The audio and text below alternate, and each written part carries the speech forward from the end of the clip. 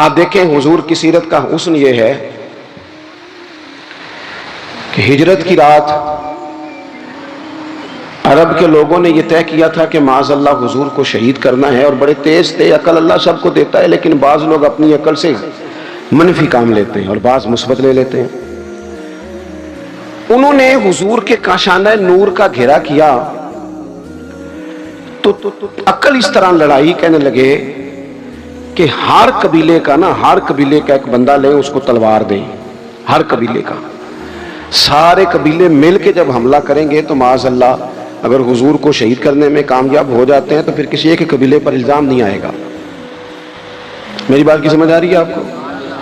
और अगर बनु हाशम बदला भी लेना चाहेंगे तो फिर वो एक कबीले से टक्कर लेंगे, दो से लेंगे, सबसे कैसे लेंगे?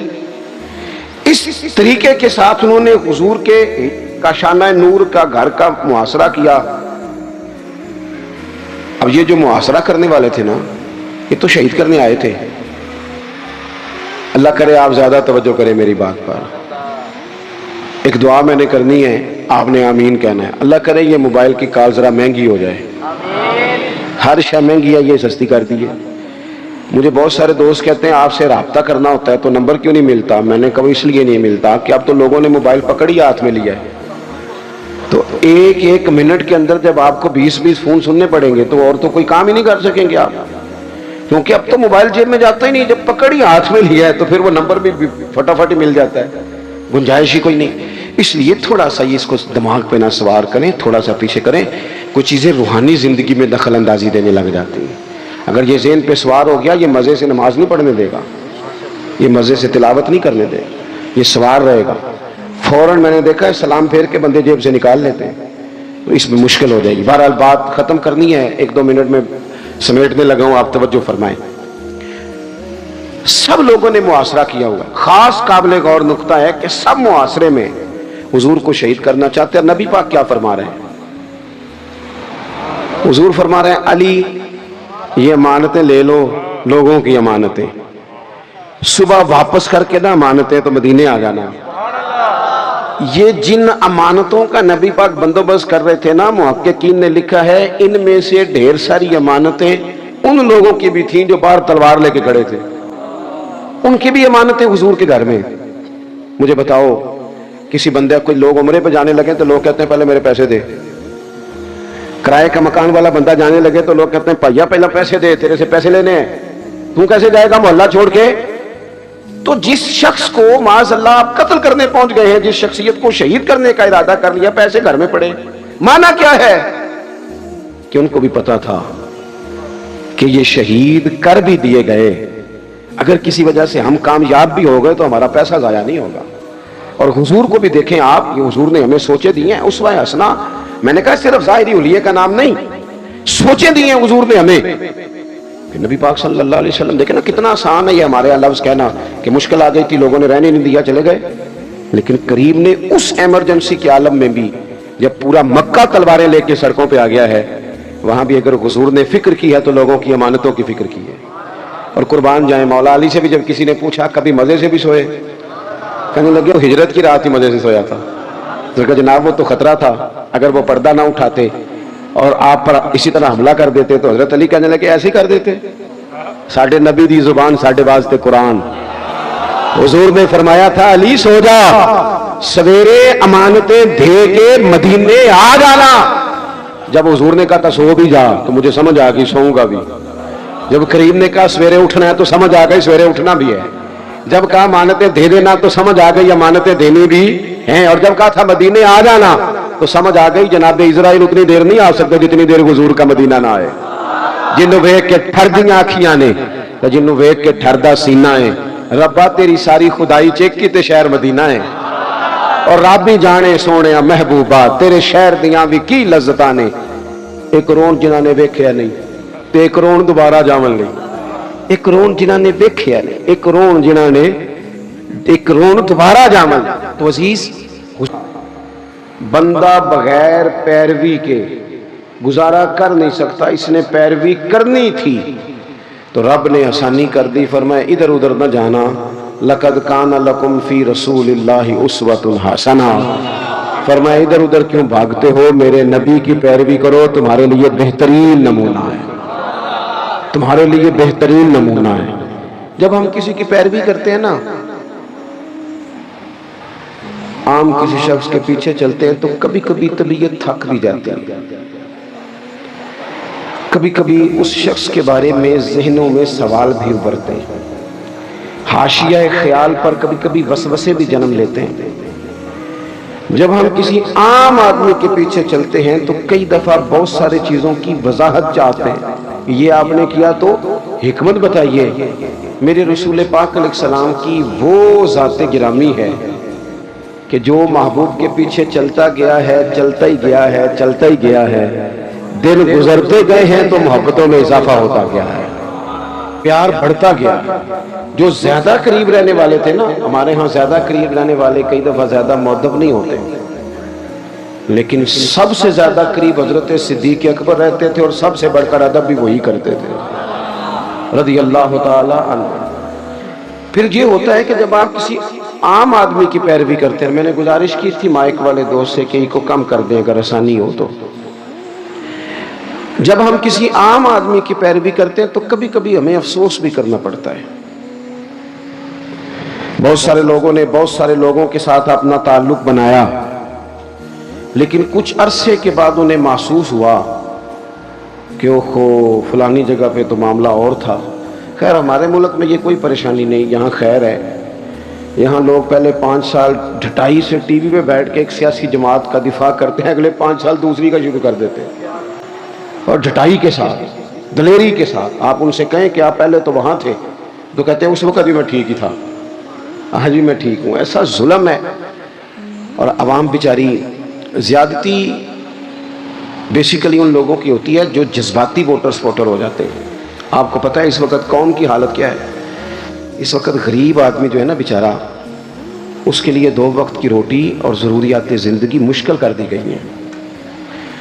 और हर बंदा दुख सुना नहीं सकता, कुछ लोगों की तबीयत ऐसी नहीं होती कि वो रोएं। अमीर लोग जो होते हैं उनको तो महंगाई फ़ायदा देती है, जो कारोबारी वो तो चीज़ें सिंगल ली थी वो डबल हो गई, उनका तो डबल रेट लग गया। लेकिन गरीब की मजदूरी में इजाफा नहीं होता, हालात बिगड़ते हैं। लेकिन हमारा हाल ये है कि हमारी कारें अल्लाह ने दी थी अपने फजल से, लेकिन वो कार, वो कोठी, वो बंगला, वो डेरा, वो कार कभी किसी गरीब को अस्पताल ले जाने के काम तो नहीं आती, लेकिन कोई सियासी जलसा हो तो फिर वो निकल आती है बाहर, फिर उस पजारों पर झंडा लग जाता है। याद रखना, सही हदीस में मौजूद है, नबी पाक अलैहिस्सलाम ने फरमाया है अल्लाह क़यामत के दिन तुमसे ये भी पूछेगा माल कमाया कहाँ से था, और तुम मालिक नहीं हो उसके, तुम्हें अमानतन दिया गया है। तुम मालिक होते फिर तुम्हें हिसाब देना पड़ता, तुम मालिक नहीं, अमानत है, अल्लाह की नेमतें तुम्हारे पास। सुम्मा ला तुसअलुन्ना यौमइज़िन अनिन नईम, एक एक नेमत के बारे में तुमसे पूछा जाएगा।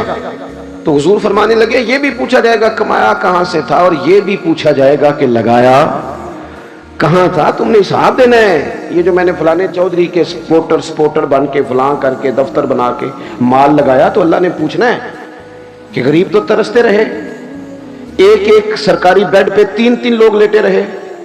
यहां तो रात को माएँ अपने बच्चों को कहानियां सुनाती रही कि बेटा 6 महीने मुश्किल है तुम्हारे बाप के। यहां तो बड़ी ईद वाले दिन भी उसको गोश्त मिला जो अपनी इज्जत की परवाह ना की और शापर लेके मांगने चला गया, और उसे भी हमने कहा लाइन बना लो लाइन। तू बता, रब ने जब तुझे दिया था लाइन में लगा के दिया था, लाइन में लग के तूने लिया आज तो। और फिर ऐसी ज्यादती जुल्म की बात है, तू दे के भी ले गया था 4 बोटियां, फिर आ गए। तू कह रहा है जो खुदा, जिसे खुदा ने अपने फजल से दिया है, खुदा ने उनको अता कर दी खाजगी के जिन्हें खबर नहीं थी कि रबश बंदा परवरी क्या है। और हजरत वारिस शाह ने कहा था वारिस शाह मान करी ना वारसा दा, रब बेवारसा करके मार गई, डर उसकी बेनियाजी से। और बेपरवाही वेख सज्जन दी जिथे किसे दी पेश ना जावे, उन्हें ताजा वाले दर दर रोले ते मंगते तख्त बिठावे। ओए सजना किसे नु कारा मिल दई, कोई काबे खाली आवे। तो ये अगर अल्लाह कभी अता करे तो फिर उस पर इतना ज्यादा तकब्बुर, अल्लाह ताला माफी की तौफीक अता करे। तो बात जो अर्ज करने जा रहा था वो ये है कि हमारे यहाँ कुछ लोगों के पीछे चलते हैं, फिर उन्हें अंदाजा होता है कि ओहो ये जिसको मैं सियासी लीडर मानता रहा तो बंदा ठीक नहीं था।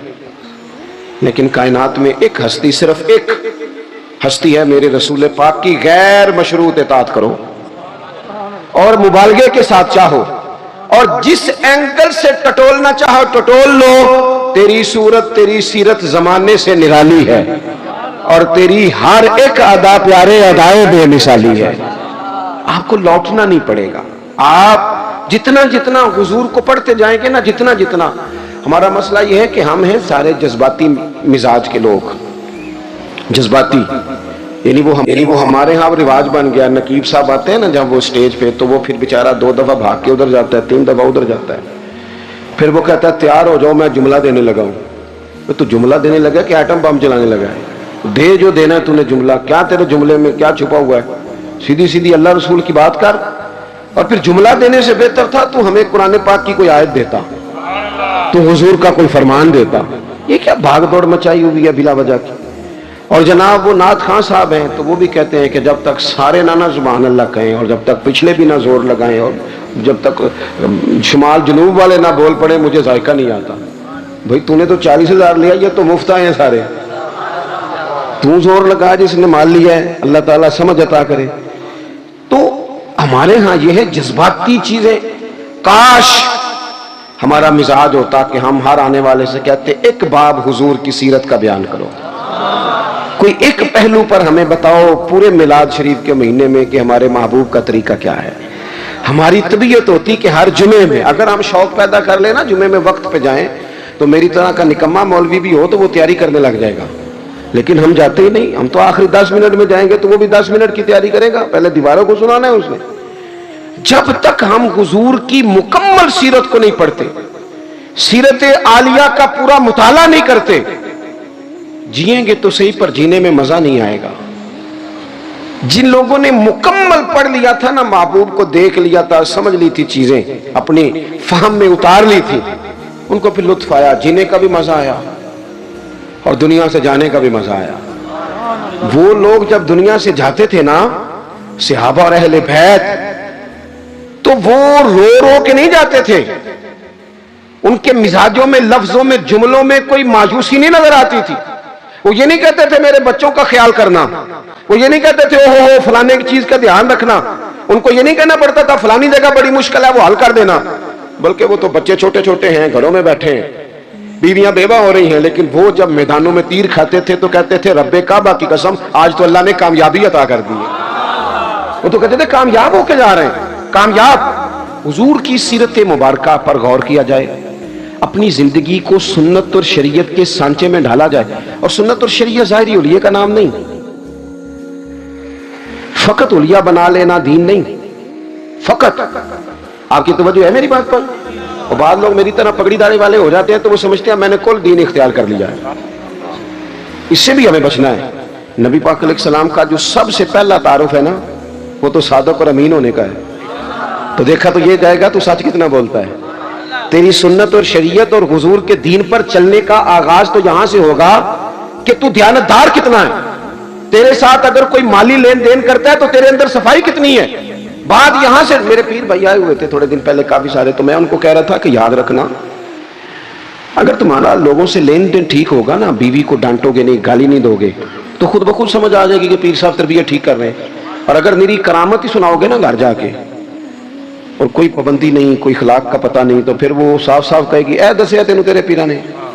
ये सबक देते हैं उस्ताद जी। फिर निरी कहामतें सुनाने से थोड़े कोई मुतमईन होता है। अजीज, सिर्फ जाहिरी हुलिया नहीं, सबसे ज्यादा जरूरी है जुबान की सच्चाई, माल में सदाकत, सफाई। आप लेन देन के पूरे, हमारे यहाँ लोग कहते हैं फलाने चौधरी साहब ने बेटी को हिस्सा नहीं दिया, तो मैं कहता हूं जिसकी 5 मुरब्बे जमीन है उसकी बेटी का भी हिस्सा बनता है, और जिसका 5 मरले का घर है ना, पूछ लेना मुफ्ती साहब से, हिस्सा तो उसका भी बनता था, तो उसने क्यों नहीं दिया? सिर्फ ये आपने बड़े आदमी पर ही इल्जाम देना था, गुफ्तगू ही करनी थी। जब तक आप अपने मामलात में पूरी सफाई नहीं रखते, जब तक आप दयानत का मुजाहरा नहीं करते। आजकल हमारी दयानतदारी इस तरह की है, हमारे एक दोस्त बताने लगे, एक आदमी गुजर रहा था तो उसे जूते का एक पैर मिल गया, जूता बड़ा महंगा था, नया था, डब्बे से किसी का गिरा था, एक पैर मिला। उन्हें ढूंढना शुरू कर दिया, किसका है जूता, किसका है, किसका है, किसका है। वो गलियों में आवाजें देता जा रहा है और किसी का जूता गिर गया है। थोड़ा सा आगे जाके ना उसे दूसरा पैर भी मिल गया, पर उसने मालिक ढूंढना बंद कर दिया। उसने कहा ठीक है, अब जरूरत नहीं। जब तक वो एक था ना, दयानतधारी अजीब है ना, यानी किसी को कहे ना ये मुर्गा बीमार था तो ज़िबा नहीं हुआ तो मर गया, तो वो खाएगा तो उसे उल्टी आएगी, कहेगा ये हराम है। सही कह रहा हूं, मेरी बात ठीक है? वो मुर्गा जो 500 का है, वो हराम मौत मरा, ज़िबा नहीं हुआ, तो वो किसी को खिलाएं तो उल्टी आती है। भाई इस पे उल्टी आती है तो 50,000 हराम का हो तो उस पे उल्टी क्यों नहीं आती? 50 करोड़ हराम का तो उस पे उल्टी क्यों नहीं आती? ये क्या बात हुई कि अगर थोड़ी चीज है तो मामला और है, बड़ी हो जाए तो? मुझसे एक दफा एक साहब ने पूछा, उन्होंने कहा कि ईसाई के साथ रोटी खानी जायज है। मैंने कहा ये मसला गरीब ईसाइयों के बारे में पूछते हो, इसके साथ भी नाजायज है, लेकिन ईसाई अगर अमेरिका का सदर हो तो उसके साथ भी नाजायज है। अगर आपने इसलिए कि वो मुशरक है, नापाक है, नजस है, उससे आपने परहेज करनी है, तो फिर उस वक्त भी मसले पूछा करो जब वजीर आजम है, उसमें दावत होती है और कई मुशीर मौलवी भी बैठे होते हैं बीच में, कई मिनिस्टर मौलवी। उस वक्त कभी नहीं किसी ने मसला पूछा। क्या दीन का फतवा इसलिए है कि गरीब हो तो फतवा और है, अमीर हो तो मसला और है? तो उसवा नूर नबी पाक सल्लल्लाहु अलैहि वसल्लम का ये है, हुजूर का उसवा हसना ये है कि मामलात में सफाई हो, सदाकत हो, दयानत। अब यकीन करें, झूठ और बददयानती तो खा गई लोगों को। बीवी कह रही होती है कि चल थोड़े पैसे दे दिया कर, सच तो बोला करना। लाहौर जाता है तो लाहौर का ही बता के जाया कर। माँ कहती है पुत्र थोड़े वादे कर पर सच्चे कर। क्या किया इन हुक्मरानों ने? अब तो मैं तो कई दफा कहता हूँ इनसे तो कोई उम्मीद ही नहीं। अब पिछली हुकूमत कह रही थी, उससे पिछली ने महंगाई की है।